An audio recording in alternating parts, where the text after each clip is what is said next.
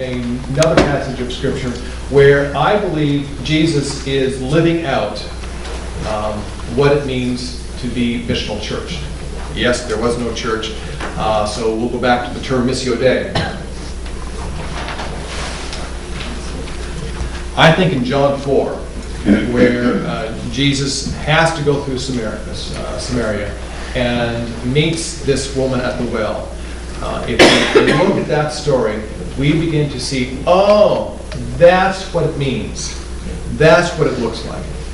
Now, often when we approach this story, I know as a former pastor in a congregation and someone who still does a lot of preaching, often approach this story through the eyes of the woman. In other words, we want to be that woman. We want to have that one-on-one special relationship with Jesus. We know that we fall short of the glory of God. We know that we need that.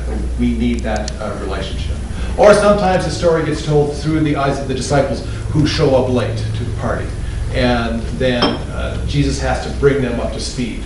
Well, as a follower of Christ, I know that Jesus is probably constantly, come on, Brian, we need to bring you up to speed here on this situation so that you can be involved. So get with it. When we look at Missio Dei, I'm going to read this story again. I'm going to try to read it better than I read this last passage of Scripture without stumbling, because we're being recorded here. I want you to listen to this and be thinking, okay, what's Jesus doing next? Why is he doing what he's doing? Because if we begin to focus on Jesus, because we are supposed to be more Christ-like, that's everyone's goal here, to be more like Christ. So let's focus in on what he is up to in this story. So John 4, Jesus and his disciples are hanging out in Judea. Judea, just a quick geography reminder, Judea is in the south, Jerusalem is in Judea. And then there's Samaria, a middle province, and then in the north is Galilee, where Jesus obviously spent most of his ministry time. And Jesus and his disciples are in Judea, and his disciples are baptizing people in the Jordan River. And there's some hubbub around that, at which point in John 4, verse 4, this is where the story begins. Now, Jesus had to go through Samaria. Take note of that. He had to go through Samaria. So he came to a town in Samaria called Sychar, near the plot of ground Jacob had given to his son Joseph. Jacob's well was there, and Jesus, tired as he was from the journey, sat down by the well. It was about the 6th hour, when a Samaritan woman came to draw water. And Jesus said to her, "Will you give me a drink?" His disciples had gone into the town to buy food. The Samaritan woman said to him, "You are a Jew. I'm a Samaritan woman, no less. How can you ask me for a drink?" For Jews do not associate with Samaritans. Jesus answered her, "If you knew the gift of God, and who it is that asks you for a drink, you would have asked him, and he would have given you living water." "Sir," the woman said, "you have nothing to draw with, and the well is deep. Where can you get this living water? Are you greater than our father Jacob, who gave us this well and drank from it himself, and did also his sons and his flocks and his herds?" Jesus answered, "Everyone who drinks this water will be thirsty again. But whoever drinks the water I give them will never thirst. Indeed, the water I give them will become in them a spring of water, welling up to eternal life." The woman said to him, "Sir, give me this water so that I won't be thirsty again and have to keep coming here to draw water." He told her, "Go, call your husband and come back." She replied, I have no husband." Jesus said, "You're right when you say you have no husband. The fact is, you have had 5 husbands, and the man you now have is not your husband. What you have just said is quite true." "Sir," the woman said, "I can see that you are a prophet. Our fathers worshipped on this mountain, but you Jews claim that the place where we must worship is in Jerusalem. Jesus declared, believe me, woman, the time is coming when you will worship the Father neither on this mountain nor in Jerusalem. You Samaritans worship what you do not know. We worship what we do know, for salvation is from the Jews. Yet a time is coming, and has now come, when the true worshipers will worship the Father in spirit and truth, and for they are the kind of worshipers the Father seeks. God is spirit, and his worshipers must worship in spirit and in truth. The woman said, I know that Messiah, called Christ, is coming. When he comes, he will explain everything to us. And then Jesus declared to her, I who speak to you am he. And then, I'm going to stop reading there, and then the disciples arrive, and the woman takes that opportunity to leave her pot of water and head back to her village and begin to share what she has seen, what she has heard. I like John 4 as a missional church text, as a Missio Day text, because it incorporates some of the things that I think we need to be about, not just as church, but as followers of Christ. In verse 4, when it states, he had to go through Samaria, I'd like to remind you that that's patently false. He did not have to go through Samaria. In fact, most Jews never went near Samaria. They went out of their way to avoid Samaria. So if he's in Judea in the south, he's going to travel east, cross the Jordan River, then head up on the east bank of the Jordan, and then cross over west as soon as he gets around Samaria, and then be in Galilee and close to his home office in Capernaum. But it says here, he had to go through Samaria. And I think it's significant that he was willing and able to go to the other person's turn. He wasn't expecting people. He was not expecting this woman to show up in Judea anytime soon. In fact, she would never show up in Judea. No one from that village, that town, would show up in Judea. So I think when we think about Missio Day, when we think about Missional Church, we think about what's it mean for us to be on the other person's turn. Not them on ours, but we are on theirs. And Jesus has no home court advantage here. He's not in Jerusalem or Galilee. This is a one-on-one relationship. One of you, the groups, commented on the relationship. This is not a program that Jesus has started. It's not a ministry he started. He's not going into this town and having a rally, having a crusade, having a revival, whatever language you want to use. This is just one-on-one.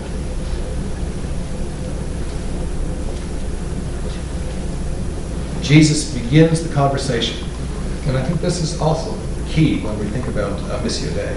Jesus begins this conversation by telling the woman he needs something that she has.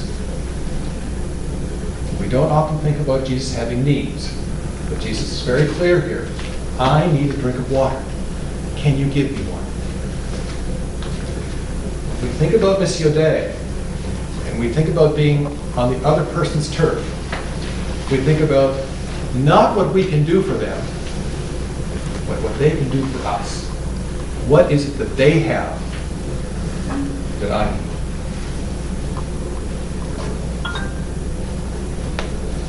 Then there is this conversation where the woman begins asking questions. Jesus starts with the first question, and that just gets the woman rolling. And in verses 9, 11, and 12, she asks questions.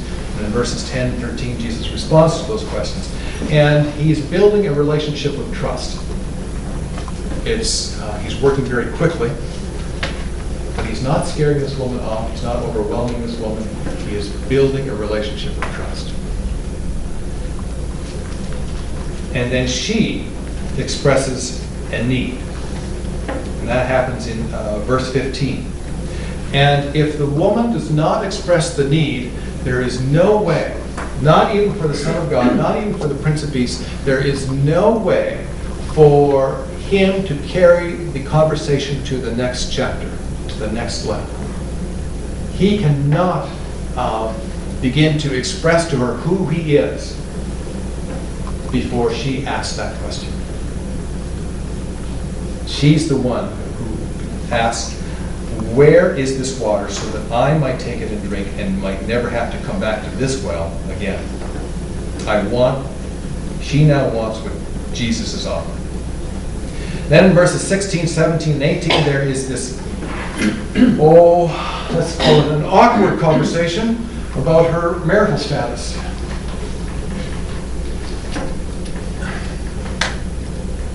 I think it's significant that Jesus is able to tell her the truth without her raising her defenses.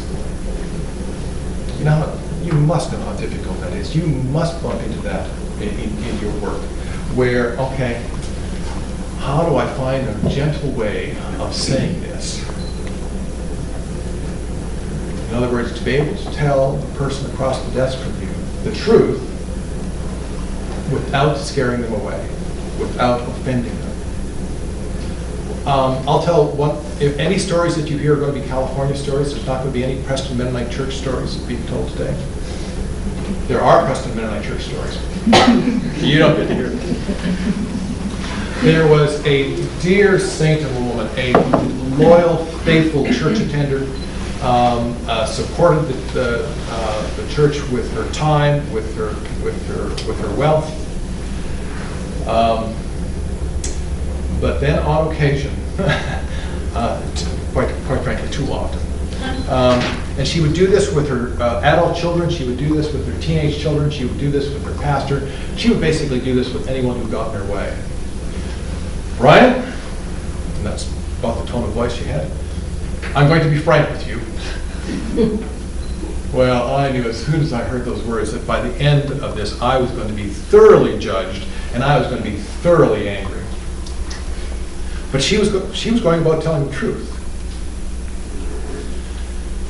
That's not what Jesus is doing here. That's not Missio Dei.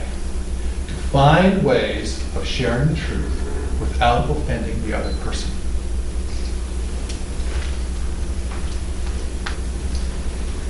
Then in verses 19 to 26, it is the woman who begins the theological conversation.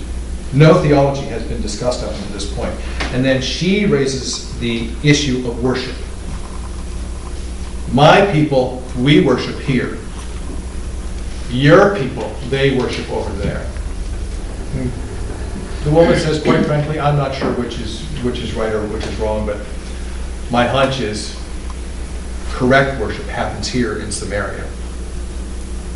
Because this is where our father, Jacob, taught us to worship, taught us to pray.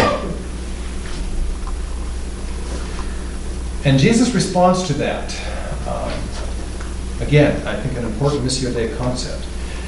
There is an opportunity here for Jesus to tell her that she's wrong. And to tell her in such a way that she feels belittled and quite frankly stupid.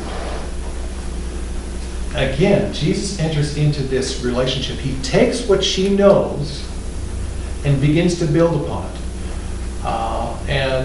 And begins to insert more pieces of truth about theology, about worship, into this conversation with this woman. And I've read some commentaries that suggest that when the woman starts asking these questions about worship, making these declarations about worship, that she's getting angry. Quite frankly, I don't buy that. It's been my experience when people are angry, they start putting up the wall. Their defenses are going up.